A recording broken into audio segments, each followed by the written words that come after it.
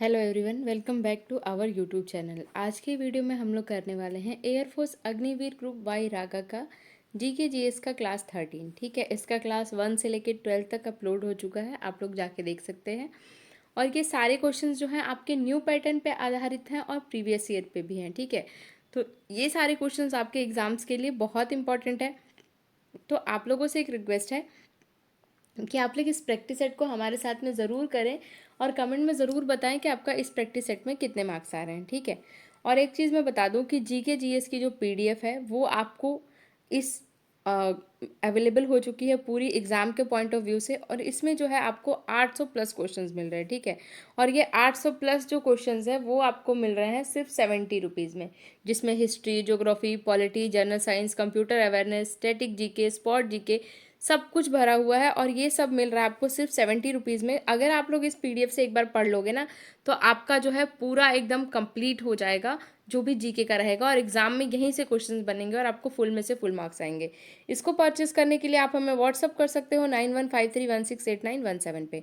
इसका price 70 rupees है और ये बायलैंग्वेज है, हिंदी इंग्लिश दोनों में है। एक चीज़ मैं आपको बता दूं कि जीके जो है ना वो बहुत वास्ट है, जीके का कोई और अंत नहीं है।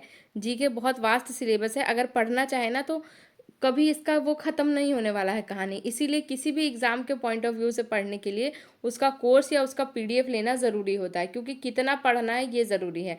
जीके का कोई कहानी ही ख़त्म नहीं है, तो आप कितना भी पढ़ लो और जो एग्ज़ाम में आएगा वो नहीं पढ़ पाओगे तो फिर प्रॉब्लम होगा। इसीलिए जो है पीडीएफ अलग अलग सब्जेक्ट का अलग अलग टॉपिक्स का प्रोवाइड किया जाता है, ताकि हम उतना ही पढ़ें जितना एग्ज़ाम के पॉइंट ऑफ व्यू से इंपॉर्टेंट हो। ठीक है, तो आप लोग जो है इसको परचेस कर सकते हो। परचेस करने के लिए हमें व्हाट्सअप कर सकते हो 9153168917 पे।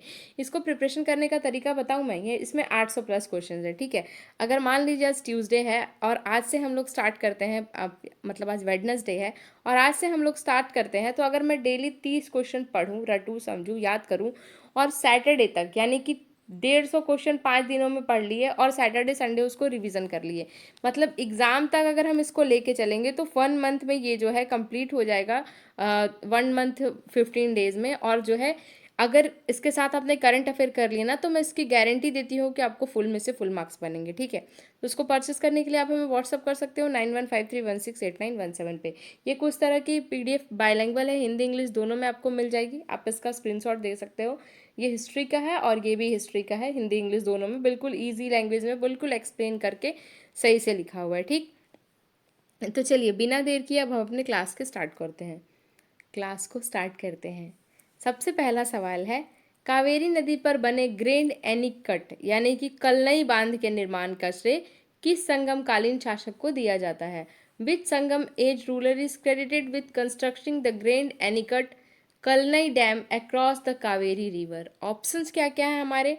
ऑप्शंस है नेडुजेलियन, करिकाल चोल, सेनुगुट्टुवंचेर और राजेंद्र चोल प्रथम। तो बताइए इसका राइट आंसर क्या होगा? इसका राइट आंसर होगा हमारा ऑप्शन बी, करिकाल चोल। इसका राइट आंसर क्या होगा? करिकाल चोल। ये संगम काल के महान चोल राजा थे। ठीक है, कौन थे? संगम काल के महान चोल राजा थे, और इन्होंने दूसरी शताब्दी के आसपास कावेरी नदी पर कलनई बांध, जिसको ग्रैंड एनीकट का निर्माण कराया था, ताकि खेत के लिए पानी को सही तरीके से मोड़ा जा सके। और ये दुनिया का सबसे पुराना चालू बांधो है उनमें से एक है। चालू यानी कि अभी चल रहा है। ठीक है, अगर मैं नेडुजेलियन की बात करूँ तो ये संगम काल के प्रसिद्ध पांड्य राजा थे। अगर मैं सेनुगुटुटुवन चेर की बात करूँ तो इन्हें लाल चेर भी कहा जाता था। और अगर मैं राजेंद्र चोल प्रथम की बात करूँ तो ये मध्यकालीन चोल साम्राज्य के महान शासक थे, यानी संगम काल के नहीं थे ये। ठीक है, आगे बढ़ते हैं, नेक्स्ट क्वेश्चन को देखते हैं। नेक्स्ट क्वेश्चन है हमारा, भारतीय संविधान का कौन सा अनुच्छेद संघ की राजभाषा से संबंधित है? Which article of the Indian constitution deal with the official language of union? Option है हमारे आर्टिकल 343, आर्टिकल 344, आर्टिकल 345 और आर्टिकल 351। तो बताइए इसका राइट आंसर क्या होगा? इसका राइट आंसर होगा हमारा आर्टिकल 343। जी हाँ, अनुच्छेद 343 जो है ये संघ यानी कि भारत सरकार की राज्यभाषा से संबंधित है, और इसके अनुसार भारत की राज्यभाषा हिंदी और लिपि देवनागरी होगी। ठीक है, अगर मैं अनुच्छेद 344 की बात करूँ तो ये राजभाषा के संबंध में आयोग और संसद की समिति के गठन से संबंधित है और इसके तहत राष्ट्रपति जो है 5 या 10 साल में राज्यसभा आयोग बना सकते हैं। अगर मैं अनुच्छेद यानी कि आर्टिकल 345 की बात करूँ तो ये राज्यों की प्रादेशिक भाषाओं और राजभाषा से संबंधित है। और अगर मैं आर्टिकल 351 की बात करूँ तो ये हिंदी भाषा के विकास और प्रचार प्रसार के लिए केंद्र और के कर्तव्यों और निर्देशों से संबंधित है। ठीक है, यहाँ पे सारे ऑप्शंस के आंसर बताने का मतलब ये है कि अगर आपका किसी भी ऑप्शन से क्वेश्चन पूछा जाए तो आप उसको कवर कर लोगे। ठीक है, आगे बढ़ते हैं, नेक्स्ट क्वेश्चन को देखते हैं। नेक्स्ट क्वेश्चन है हमारा, निम्नलिखित में से किस नदी का उद्गम ब्रह्मगिरी पहाड़ियों से होता है? विच of the following river originate with the Brahmagiri hills? ठीक है, ऑप्शंस क्या क्या है हमारे, कृष्णा नदी, गोदावरी नदी, कावेरी नदी और पेन्नार नदी। तो बताइए इसका राइट आंसर क्या होगा? इसका राइट आंसर होगा हमारा कावेरी नदी। क्या होगा इसका राइट आंसर हमारा? कावेरी नदी। देखिए, ये नदी जो है कर्नाटक के कोडाकू कुर्ग जिले में पश्चिम घाट की ब्रह्मगिरी पहाड़ियों जिसको तलका कावेरी से निकलती है, जिसको तलका कावेरी बोलते हैं, और बंगाल की खाड़ी में गिरती है। कहाँ गिरती है? बंगाल की खाड़ी में। ठीक है, अगर मैं कृष्णा नदी की बात करूँ तो ये नदी जो है इसका उद्गम महाराष्ट्र के पश्चिमी घाट के महाबलेश्वर पहाड़ी से होता है। अगर मैं कावेरी नदी की बात करूँ तो कावेरी नदी इसका राइट आंसर है। अगर मैं गोदावरी नदी की बात करूँ तो ये महाराष्ट्र के नासिक जिले में त्र्यंबकेश्वर से निकलती है। ठीक है, और अगर मैं पेन्नार नदी की बात करूँ तो ये नदी जो है कर्नाटक के चिक्काबल्लापुर जिले की नंदी पहाड़ियों से निकलती है। ठीक, आगे बढ़ते हैं, नेक्स्ट क्वेश्चन को देखते हैं। नेक्स्ट क्वेश्चन है हमारा, मानव मस्तिष्क का कौन सा भाग श्वसन केंद्र कहलाता है? ठीक है, which part of the human brain is known as respiratory centre? Option है हमारे अनुमस्तिष्क, मेडुला ओब्लागाटा, हाइपोथैलेमस और प्रमस्तिष्क। तो बताइए इसका राइट आंसर क्या होगा? इसका राइट आंसर होगा हमारा ऑप्शन बी, मेडुला ओब्लागाटा। इसका राइट आंसर क्या होगा? मेडुला अबोलागाटा। ठीक है, देखो, मेडुला अबोलागाटा ये मस्तिष्क का सबसे पिछला भाग होता है। क्या होता है? ब्रेन का जो है सबसे पिछला भाग होता है, और इसे श्वसन केंद्र यानी कि रेस्पिरेटरी सेंटर भी कहा जाता है, क्योंकि सांस लेने की जो गति होती है ना, जो आपका दिल का धड़कन होता है, जो ब्लड प्रेशर होता है, और जो जैसे आप खांसते हैं, छींकते हैं, जैसे बिना सोचे होने वाली जो भी आपका एक्टिविटी होता है ना, ये उसको कंट्रोल करता है। क्या करता है? कंट्रोल करता है। ठीक, अगर मैं अनुमस्तिष्क यानी कि सेरेब्रम की बात करूँ तो इसे छोटा दिमाग भी कहते हैं। ठीक है, इसका काम जो है शरीर को बैलेंस बनाए रखना होता है। अगर मैं हाइपोथैलेमस की बात करूँ तो ये मस्तिष्क का वह भाग है जो शरीर का आपका जो टेम्परेचर होता है, जैसे कि हीट, भूख, प्यास, नींद और आपका जो इमोशंस होता है उसको कंट्रोल करता है। अगर मैं प्रमस्तिष्क की बात करूँ तो ये मानव मस्तिष्क का सबसे बड़ा और सबसे बुद्धिमान हिस्सा है। ठीक, आगे बढ़ते हैं, नेक्स्ट क्वेश्चन को देखते हैं। नेक्स्ट क्वेश्चन है हमारा, 1984 में बाल गंगाधर तिलक ने डेक्कन एजुकेशन सोसाइटी की स्थापना किसके साथ मिलकर की थी? The Deccan Education Society was founded in 1884 by Bal Gangadhar Tilak along with whom? Option है हमारे, गोपाल कृष्ण गोखले, गोपाल गणेश आगराकर, बिपिन चंद्र पाल और दादा भाई नरोजी। तो बताइए इसका राइट आंसर क्या होगा? इसका राइट आंसर होगा हमारा ऑप्शन बी, गोपाल गणेश आगरकर। इसका राइट आंसर क्या होगा? गोपाल गणेश आगरकर। क्यों होगा, इनके बारे में बताते हैं। ये जो है महाराष्ट्र के महान समाज सुधारक और पत्रकार थे, एक जर्नलिस्ट थे। इन्होंने 1984 में जो है पुणे में बाल गंगाधर तिलक और विष्णु शास्त्री चिपुलनकर के साथ मिलकर डेक्कन एजुकेशन सोसाइटी की स्थापना की थी। ठीक है, और आगे चलकर इस सोसाइटी को प्रसिद्ध फॉर्ग्यूसन कॉलेज बनाया गया। ठीक, अगर मैं गोपाल कृष्ण गोखले की बात करूं तो ये महात्मा गांधी के राजनीतिक गुरु थे। अगर मैं बिपिन चंद्र पाल की बात करूं तो ये भारतीय स्वतंत्रता संग्राम की प्रसिद्ध गरम दल के क्या थे? गरम दल में 3 नेता थे ना, जिनको बाल पाल काल का लाल नहीं सॉरी लाल बाल पाल कहा जाता था। लाल का मतलब लाला लाजपत राय, बाल का मतलब बाल गंगाधर तिलक और पाल का मतलब बिपिन चंद्र पाल। तो ये कौन थे? उसके मुख्य सदस्य थे। ठीक है, और इन्हें भारत का जो है क्रांतिकारी विचारों का जनक भी माना जाता था। अगर मैं दादा भाई नौरोजी की बात करूं तो इन्हें great old man of India यानी कि भारत के वय वृद्ध पुरुष कहा जाता था।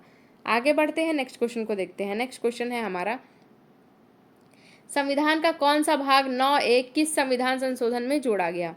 विच constitutional amendment added part 9(a) to the constitution? Option है हमारा 73वां संशोधन, 74वां संशोधन, 46वां संशोधन और 57वां संशोधन, यानी कि 73 amended, 74th amended, 86th amended और 97th अमेंडेड। तो बताइए इसका राइट आंसर क्या होगा। इसका राइट आंसर होगा ऑप्शन बी, 74वां संशोधन यानी कि 74th अमेंडेड। देखिए 74वां संविधान संशोधन जो है 1992 में, कब, 1992 में इसके द्वारा संविधान के भाग 9 और 12वीं अनुसूची में जोड़ी गई। ये जो है नगर पालिकाओं यानी कि जो शहरी स्थान निकाय है को संवैधानिक दर्जा और अधिकार देने से संबंधित है। ठीक है, किससे, नगर पालिका को, शहरी स्थानीय निकाय को संवैधानिक दर्जा देने से संबंधित है। अगर मैं 73वां संशोधन की बात करूं तो इसके द्वारा संविधान को भाग 9 की 11वीं अनुसूची में जोड़ी गई। अगर मैं 86वां संशोधन की बात करूं तो इसको 2002 के तहत अनुच्छेद 21A में जोड़ा गया, जिसके तहत 6 से 14 वर्ष के बच्चों को मुफ्त और अनिवार्य शिक्षा देना था। अगर मैं 57वां संशोधन की बात करूं तो इसके द्वारा संविधान को भाग 9B में जोड़ा गया और ये जो है कोऑपरेटिव सोसाइटी के गठन और संचालन को बढ़ावा देने से संबंधित है। ठीक, आगे बढ़ते हैं, नेक्स्ट क्वेश्चन को देखते हैं। नेक्स्ट क्वेश्चन है हमारा, निम्नलिखित में से कौन सी झील लैंगून है, यानी कि which of the following lake is lagoon. Options है वुलर झील, सांबर झील, चिल्का झील और लोकटक झील। तो बताइए इसका राइट आंसर क्या होगा। इसका राइट आंसर होगा चिल्का झील। इसका राइट आंसर क्या होगा, चिल्का झील। ये उड़ीसा में स्थित भारत की सबसे बड़ी तटीय लैंगून यानी कि खारे पानी की झील है। लैंगून उस झील को कहते हैं जो समुद्र किनारे बनती है और बालू या चट्टान की वजह से समुद्र में थोड़ा सा अलग हो जाती है। ठीक, अगर मैं वुलर झील की बात करूं तो ये जम्मू और कश्मीर के स्थित भारत की मीठे पानी की सबसे बड़ी झील है। अगर मैं चिल्का झील की बात करूं तो ये राजस्थान के चिल्का झील तो हमारा राइट आंसर है, जो मैंने बताया कि ये जो है खारे पानी की झील है। भारत की सबसे बड़ी तटीय लैंगून खारे पानी की झील है। और अगर मैं जो है सांबर झील की बात करूं तो ये राजस्थान में स्थित भारत की सबसे बड़ी अंतर्देशीय यानी कि लैक लॉक खारे पानी की झील है। और अगर मैं लोकटक झील की बात करूं तो ये मणिपुर में स्थित पूर्वोत्तर भारत की सबसे बड़ी मीठे पानी की झील है। ठीक, आगे बढ़ते हैं, नेक्स्ट क्वेश्चन को देखते हैं। नेक्स्ट क्वेश्चन है हमारा, माघ द्वारा रचित प्रसिद्ध संस्कृत ग्रंथ कौन सा है। Which classical Sanskrit work was written by Magha. Option है हमारे मेघदूत, शिशुपाल वध, रघुवंश और कादम्बरी। तो बताइए इसका राइट आंसर क्या होगा। इसका राइट आंसर होगा ऑप्शन बी, शिशुपाल वध। राइट आंसर क्या होगा, ऑप्शन बी, शिशुपाल वध। यह महाकवि माघ द्वारा रचित प्रसिद्ध संस्कृत महाकाव्य है और इसमें भगवान कृष्ण द्वारा राजा शिशुपाल के वध की महाभारत कालीन की कथा जो है वर्णन है, किसमें, शिशुपाल वध में। ठीक है, अगर मैं मेघदूत की बात करूं तो ये महाकवि कालिदास द्वारा रचित प्रसिद्ध खांड काव्य है। अगर मैं रघुवंश की बात करूं तो ये महाकवि कालिदास द्वारा रचित एक महान महाकाव्य है। और अगर मैं कादम्बरी की बात करूं तो ये महाकवि बाण भट्ट द्वारा रचित संस्कृत का प्रसिद्ध क्या है, उपन्यास है। ठीक, आगे बढ़ते हैं, नेक्स्ट क्वेश्चन को देखते हैं। नेक्स्ट क्वेश्चन है हमारा, निम्नलिखित में से कौन सा ओपन सोर्स ऑपरेटिंग सिस्टम है। विच of the following is a open source operating system. Option है हमारा विंडोज, मैकोज, लिनुक्स और MS DOS। तो बताइए इसका राइट आंसर क्या होगा। इसका राइट आंसर होगा ऑप्शन सी, लिनक्स। देखिए लिनक्स जो है ये एक ओपन सोर्स ऑपरेटिंग सिस्टम है। इसका सोर्स कोड सभी एक मुफ्त क्या करता है, इसका सोर्स क्या करता है, सभी के लिए एक जो है मुफ्त में यानी कि फ्री में उपलब्ध रहता है, जिसके क्या करते हैं, जिसे कोई भी देख सकता है, इसका इस्तेमाल कर सकता है और इसको बदल सकता है। ठीक, अगर मैं विंडोज़ की बात करूं तो ये माइक्रोसॉफ्ट द्वारा बनाया गया एक क्लोज जो सोर्स है या फिर ऑपरेटिंग सिस्टम है। अगर मैं मैकोज की बात करूं तो ये एप्पल कंपनी द्वारा बनाया गया ऑपरेटिंग सिस्टम है। और अगर मैं MS DOS की बात करूं तो ये माइक्रोसॉफ्ट का एक पुराना कमांड यानी कि टेक्स्ट बेस्ड ऑपरेटिंग सिस्टम है। ठीक, आगे बढ़ते हैं, नेक्स्ट क्वेश्चन को देखते हैं। नेक्स्ट क्वेश्चन है हमारा, भारत में फाइनेंशियल स्टेबिलिटी रिपोर्ट FSR कौन सी संस्था प्रकाशित करती है। विच institution publish the financial stability report FSR in India. Option है हमारे सेबी, नीति आयोग, भारतीय रिजर्व बैंक और वित्त मंत्रालय। तो बताइए इसका राइट आंसर क्या होगा। इसका राइट आंसर होगा हमारा ऑप्शन सी, RBI यानी कि भारतीय रिजर्व बैंक। देखिए ये भारत की केंद्रीय क्या है, केंद्रीय बैंक है। भारतीय रिजर्व बैंक क्या है, भारत की केंद्रीय रिजर्व बैंक है, जो साल में 2 बार जो है इस क्या काम करती है, साल में 2 बार, जैसे कि जून, आपका साल में 2 बार कौन कौन सा हो गया, एक हो गया जून और एक हो गया आपका दिसंबर। ठीक है, तो एक हो गया जून और दिसंबर में क्या करती है, फाइनेंशियल स्टेबिलिटी रिपोर्ट यानी एफएसआर जारी करता है, जिसमें देश के जो है वित्तीय ढांचे की मजबूती और बैंकिंग सेक्टर के जोखिमों का आकलन किया जाता है। ठीक, अगर मैं सेबी की बात करूं तो इसका पूरा नाम भारतीय प्रभूति और विनिमय बोर्ड है। ये भारत के शेयर बाजार यानी कि स्टॉक मार्केट से जुड़ा हुआ है। अगर मैं नीति आयोग की बात करूं तो ये भारत सरकार का एक थिंक टैंक यानी नीति बनाने वाली संस्था है। और अगर मैं वित्त मंत्रालय की बात करूं तो ये भारत सरकार का एक प्रमुख मंत्रालय है जो अर्थव्यवस्था, बजट बनाने और टैक्स के वित्तीय कानूनों से जुड़े फैसले लेता है। ठीक, आगे बढ़ते हैं, नेक्स्ट क्वेश्चन को देखते हैं। नेक्स्ट क्वेश्चन है हमारा,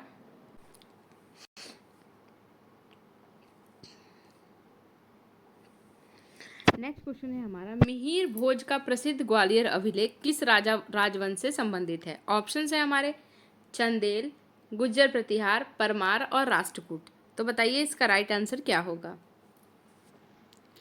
इसका राइट आंसर होगा ऑप्शन बी, गुज्जर प्रतिहार। देखिए, सम्राट मिहिर जो है वो भोज गुज्जर प्रतिहार राजवंश के सबसे महान और प्रतापी शासक थे और उनका प्रसिद्ध ग्वालियर अभिलेख जो है संस्कृत भाषा में लिखा गया है, जिसे प्रतिहार वंश के इतिहास और उनकी उपलब्धियों की सबसे सटीक जानकारी मिलती है। ठीक, अगर मैं चंदेल की बात करूं तो इस राजवंश में बुंदेलखंड क्षेत्र पर शासन किया था। ठीक है, अगर मैं परमार की बात करूं तो ये मलवा क्षेत्र का प्रसिद्ध राजवंश था। और अगर मैं राष्ट्रकूट की बात करूं तो ये दक्षिण भारत यानी दक्कन का एक शक्तिशाली राजवंश था। ठीक है, आगे बढ़ते हैं, नेक्स्ट क्वेश्चन को देखते हैं। नेक्स्ट क्वेश्चन है हमारा, भारतीय संविधान का कौन सा अनुच्छेद भारत के महान न्यायवादी संसद के कार्यवाही में बोलने और भाग लेने का अधिकार देता है लेकिन मतदान का अधिकार नहीं देता है? Which article of the Indian constitution provide the attorney general of India shall have the right to speak and take a part in a proceeding of parliament but shall not have to right to vote?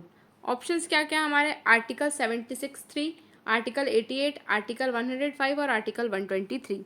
तो बताइए इसका right answer क्या होगा? इसका right answer होगा option B, article 88। देखिए, भारतीय संविधान में ये अधिकार जो आर्टिकल 88 देता है। ठीक है, 88 आर्टिकल क्या कहता है? 88 आर्टिकल कहता है कि मुख्य रूप से जो है महान न्यायवादी और मंत्रियों को संसद में किसी भी सदन या संयुक्त बैठक में बोलने और कार्रवाई भाग लेने का अधिकार तो है लेकिन वोट करने का अधिकार नहीं है। ठीक, अगर मैं आर्टिकल 76(3) की बात करूं तो ये आर्टिकल भारत के महान न्यायवादी अटॉर्नी जनरल पद और उनकी नियुक्ति, योग्यताओं और कर्तव्यों का प्रावधान करता है। अगर मैं आर्टिकल 105 की बात करूं तो ये संसद के दोनों सदनों और उनके सदस्यों की समितियों की शक्तियों, विशेष अधिकारियों और उन्मुक्तियों यानी कि इम्यूनिटीज से संबंधित है। ठीक है, और अगर मैं आर्टिकल 125(4) की बात करूं तो ये भारत के उच्चतम न्यायालय यानी सुप्रीम कोर्ट की स्थापना, गठन और उनका जो भी न्यायाधीश की नियुक्ति व हटाने की प्रक्रिया से संबंधित है। ठीक है, आगे बढ़ते हैं, नेक्स्ट क्वेश्चन को देखते हैं। नेक्स्ट क्वेश्चन है हमारा, निम्नलिखित में से कौन सी नदी सतपुड़ा और विंध्य पर्वतमालाओं के बीच स्थित भ्रांस घाटी यानी कि रिफ्ट वैली से होकर बहती है? विच of the following river flow through the rift valleys between Satpura and Vindhya range? Option है हमारे गोदावरी, ताप्ती, नर्मदा और महानदी। तो बताइए इसका राइट आंसर क्या होगा? इसका राइट आंसर होगा हमारा ऑप्शन सी, नर्मदा। क्या होगा? नर्मदा। ये नदी जो है उत्तर में विंध्य और दक्षिण में सतपुड़ा पर्वतमालाओं से बनी भ्रंश घाटी रिफ्ट वैली से होकर पश्चिम की ओर बहती है और खंबात खाड़ी यानी कि अरब सागर में गिरती है। अगर मैं ताप्ती नदी की बात करूं तो ये नदी भ्रंश घाटी में बहती है लेकिन सतपुड़ा के पर्वतमाला के दक्षिण बैतूल पठार से निकलती है। अगर मैं गोदावरी नदी की बात करूं तो ये नदी भारत की सबसे लंबी है जो महाराष्ट्र के त्र्यंबकेश्वर से निकलती है। और अगर मैं महानदी की बात करूं तो ये छत्तीसगढ़ के सिहावा पर्वत से निकलती है। ठीक है, आगे बढ़ते हैं, नेक्स्ट क्वेश्चन को देखते हैं। नेक्स्ट क्वेश्चन है हमारा, मानव वृक्क यानी कि किडनी का कौन सा भाग निस्संद फिल्ट्रेट से उपयोगी पदार्थों के चयनात्मक पुनः अवशोषण के लिए उत्तरदायी है? Which part of the human kidney is responsible for the selective reabsorption of useful substance from the filtrate? Option है हमारा बोमेन कैप्सूल, गैलोमेरुलस, वक नलिका और मूत्रवाहिनी। तो बताइए इसका राइट आंसर क्या होगा? इसका राइट आंसर होगा वक्र नलिका। क्या होगा इसका राइट आंसर? वक्र नलिका। देखिए, रीनल ट्यूबल इसको बोलते हैं। ये जो है नेफ्रॉन का वह घुमावदार हिस्सा है जो छने हुए द्रव यानी कि जो फिल्टर में से उपयोग चीज़ें जैसे कि आपका ग्लूकोज हो गया, एमिनो एसिड हो गया, वाटर हो गया, सॉल्ट्स हो गया को सोख कर वापस खून में मिलाया जाता है और इसे ही चयनात्मक पुनः अवशोषण यानी कि सिलेक्टिक रीएब्जॉर्प्शन कहते हैं। ठीक, अगर मैं बोमेन कैप्सूल की बात करूँ तो ये नेफ्रॉन के ऊपरी हिस्से का एक कप का आकार की कटोरी जैसी संरचना होती है। अगर मैं गोलुमेरुलस की बात करूँ तो ये पतली पतली रक्त कोशिकाओं यानी कि ब्लड कैपिलर्स का एक अच्छा क्या होता है, गुच्छा होता है। और अगर मैं मूत्र वाहिनी की बात करूँ तो ये वह नली है जो किडनी का वृक्क जो है बने यूरिन को इकट्ठा करके जो है नीचे यूरिन ब्लैडर तक पहुंचाने का काम करती है। ठीक है, आगे बढ़ते हैं, नेक्स्ट क्वेश्चन को देखते हैं। नेक्स्ट क्वेश्चन है हमारा 1905 का सर्वेंट्स ऑफ इंडिया सोसाइटी की स्थापना किसने की थी? Who founded the servants of society in 1905? ठीक है, ऑप्शंस है हमारे बाल गंगाधर तिलक, गोपाल कृष्ण गोखले, एनी बेसेंट और लाला लाजपत राय। तो बताइए इसका राइट आंसर क्या होगा? इसका राइट आंसर होगा हमारा गोपाल कृष्ण गोखले। इन्होंने जो है 12 जून 1905 को पुणे महाराष्ट्र में सर्वेंट्स ऑफ इंडिया सोसाइटी की जो है क्या की थी, स्थापना की थी। इनका उद्देश्य देश के सेवा के लिए समर्पित कार्यकर्ताओं को तैयार करना और शिक्षा व समाज के सुधार को बढ़ावा देना था। और ये महात्मा गांधी के राजनीतिक गुरु के नाम से भी जाने जाते थे। कौन? गोपाल कृष्ण गोखले। ठीक है, अगर मैं बाल गंगाधर तिलक की बात करूँ तो इन्हें लोकमान्य भी कहा जाता था। अगर मैं एनी बेसेंट की बात करूँ तो ये एक ब्रिटिश महिला थी जिन्होंने भारत में होम रूल लीग आंदोलन की शुरुआत की थी। और अगर मैं लाला लाजपत राय की बात करूँ तो इन्हें पंजाब के केसरी नाम से भी जाना जाता था और ये गरम दल के प्रमुख नेता थे। ठीक, आगे बढ़ते हैं, नेक्स्ट क्वेश्चन को देखते हैं। नेक्स्ट क्वेश्चन है हमारा भारतीय संविधान की कौन सी अनुसूची शपथ एवं प्रतिज्ञान के प्रारूपों से संबंधित है? Which schedule of Indian constitution contains the forms of oaths and affirmation? Option है हमारे second schedule, third schedule, fourth schedule और फिफ्थ शेड्यूल। तो बताइए इसका राइट आंसर क्या होगा?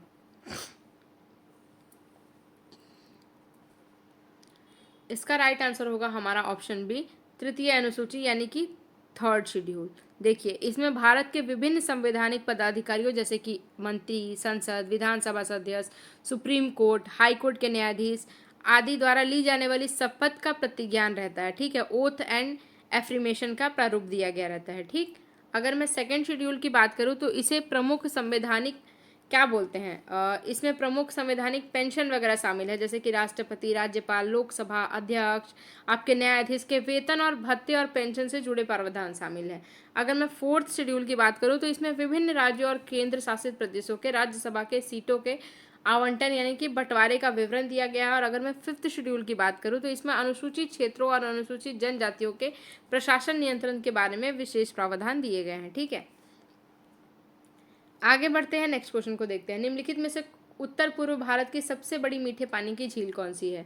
विच of the following is the largest fresh water lake in north east India? Option है हमारे चिल्का झील, लोकटक झील, वुलर झील और पुलकित झील। तो बताइए इसका राइट आंसर क्या होगा? इसका राइट आंसर होगा लोकटक झील। इसका राइट आंसर क्या होगा? लोकटक झील। ये मणिपुर में स्थित उत्तर पूर्व यानी कि पूर्वोत्तर भारत की सबसे बड़ी मीठे पानी की झील है और यह अपने तैरते हुए द्वीप है जिन्हें फुमडी कहा जाता है और दुनिया की एकमात्र तैरते हुए नेशनल पार्क केबुला लामजोआ के लिए दुनिया भर में प्रसिद्ध है। ठीक, अगर मैं चिल्का झील की बात करूँ तो ये उड़ीसा में स्थित है और भारत की सबसे बड़ी तटीय खारे पानी की झील है। लैंगून जिसको बोलते हैं, मीठे पानी का ये नहीं है। अगर मैं वुलर झील की बात करूँ तो ये जम्मू कश्मीर में स्थित पूरे भारत में सबसे बड़ी मीठे पानी की झील है। ठीक है, अगर मैं पुलकित झील की बात करूँ तो ये आंध्र प्रदेश और तमिलनाडु की सीमा पर स्थित भारत की सबसे बड़ी दूसरे खारे पानी की लैंगून झील है। आप बताइए कि आपके एरिया में कौन सी झील है? अपने झील का नाम बताइए, अपने एरिया के, अपने शहर का, अपने जिले का। ठीक है, आगे बढ़ते हैं, नेक्स्ट क्वेश्चन है स्वर्ण पत्र यानी कि गोल्ड फॉयल प्रयोग आधार पर परमाणु का ग्रह मॉडल किस वैज्ञानिक ने दिया था? Which scientist propose the planetary model of atom based on the gold foil experiment? Option है हमारे जे थॉमस, एनसेट रदरफोर्ड, नील्स बोहर और जेम्स चैडविक। तो बताइए इसका राइट आंसर क्या होगा? इसका राइट आंसर होगा ऑप्शन बी, अर्नेस्ट रदरफोर्ड। देखिए, रदरफोर्ड जो थे इन्होंने 1911 में प्रसिद्ध स्वर्ण पत्र योग यानी कि गोल्ड फॉयल एक्सपेरिमेंट किया था। इसके आधार पर इन्होंने बताया था कि जो भी परमाणु का अधिकांश भाग खोखला होता है उसके केंद्र में एक छोटा धनावेशित और न्यूक्लियस होता है। इन्हें परमाणु का ग्रह मॉडल दिया जाता है, जिससे इलेक्ट्रॉन के नाभिक के चारों ओर सूर्य की परिक्रमा करने वाले ग्रहों की तरह घूमता है। ठीक है। अगर मैं जे थॉमसन की बात करूँ तो इन्होंने इलेक्ट्रॉन की खोज की थी। अगर मैं नील्स बोहर की बात करूँ तो इन्होंने रदरफोर्ड के मॉडल की कमियों को दूर करते हुए अपना बोर परमाणु मॉडल दिया था। और अगर मैं जेम्स चैडविक की बात करूँ तो इन्होंने 1932 में परमाणु के नाभिक स्थित उदासीन न्यूट्रल कण न्यूट्रॉन की खोज की थी। ठीक, आगे बढ़ते हैं, नेक्स्ट क्वेश्चन को देखते हैं। नेक्स्ट क्वेश्चन है हमारा, निम्नलिखित में से कौन सा IPv4 एड्रेस की वैध श्रेणी नहीं है? यानी कि क्या पूछ रहा है, विच of the following is not a valid IPv4 class address class. Option है हमारे class A, class C, class F और क्लास E। तो बताइए इसका राइट आंसर क्या होगा? इसका राइट आंसर होगा ऑप्शन डी, क्लास F। देखिए IPv4 एड्रेसिंग सिस्टम की में ऐसी कोई क्लास ही नहीं होती। IPv4 केवल A, B, C, D तक, E तक ही बांटे गए हैं, F नहीं बांटा गया है। ठीक है। अगर मैं A की बात करूँ तो ये बहुत बड़े नेटवर्क के लिए होती है। अगर मैं C की बात करूँ तो ये छोटे और मध्यम आकार के लोकल एरिया नेटवर्क यानी LAN के लिए होती है। और अगर मैं E की बात करूँ तो ये क्लास रिसर्च, अनुसंधान और भविष्य में इस्तेमाल यानी एक्सपेरिमेंटल के लिए आरक्षित की गई है। ठीक, आगे बढ़ते हैं, नेक्स्ट क्वेश्चन को देखते हैं। ये हमारा लास्ट क्वेश्चन है, प्रारंभिक यूरोपीय नाविकों द्वारा किस भारतीय मंदिर को व्हाइट पैगोडा कहा जाता है? Which Indian temple is known as the white pagoda by early European sailors? Option है हमारे कोणार्क सूर्य मंदिर, जगन्नाथपुरी मंदिर, लिंगराज मंदिर और बृहदेश्वर मंदिर। तो बताइए इसका राइट आंसर क्या होगा? इसका राइट आंसर होगा ऑप्शन बी, जगन्नाथपुरी मंदिर। उड़ीसा में स्थित ये प्रसिद्ध मंदिर यूरोपीय नाविकों द्वारा व्हाइट पैगोडा कहा जाता है, क्योंकि इसका सफेद रंग जो है शिखर को वे समुद्र की पहचान से लेते हैं। ठीक है। अगर मैं कोणार्क सूर्य मंदिर की बात करूं तो उड़ीसा के कोणार्क स्थित इस मंदिर को यूरोपीय नाविक ब्लैक पैगोडा कहते हैं। और अगर मैं लिंगराज मंदिर की बात करूं तो ये उड़ीसा की राजधानी भुवनेश्वर में स्थित भगवान शिव का ऐतिहासिक मंदिर है। और अगर मैं बृहदेश्वर की बात करूं तो ये तमिलनाडु के तंजावुर में स्थित भगवान शिव का भव्य मंदिर है। ठीक है। तो आज का आपका जीके का प्रैक्टिस सेट कंप्लीट हो गया। आप कमेंट में ज़रूर बताना कि आपके इस प्रैक्टिस सेट में कितने मार्क्स आ रहे हैं। और फिर से मैं बता दूं कि जीके का PDF जो है आप ले सकते हैं। ये बिल्कुल न्यू पैटर्न पे बनाया गया है, पहले का सारा PDF हटा दिया गया है। ये बिल्कुल न्यू पैटर्न पे जीके का PDF आपका तैयार किया गया है, जिसमें आपको 800 प्लस क्वेश्चंस मिल रहे हैं। 96 प्लस पेज है इसमें। ये बायलैंग्वेज है और आपको जो है history, geography, polity, general science, computer, strategy के स्पोर्ट्स सारा कुछ आपको मिल रहा है सिर्फ 70 रुपीज़ में। तो आप इसको परचेस कर सकते हैं। परचेज करने के लिए आप हमें व्हाट्सअप कर सकते हैं 9153168917 पे। ठीक है। जीके का सिलेबस बहुत वास्ट होता है, तो कहाँ से पढ़ें समझ में नहीं आता है। अगर आप इस PDF को पढ़ लोगे तो आपके एग्जाम में जो है जीके में से जीके फुल मार्क्स आएंगे। ठीक है, इसकी गारंटी है मेरी। आगे बढ़ते हैं।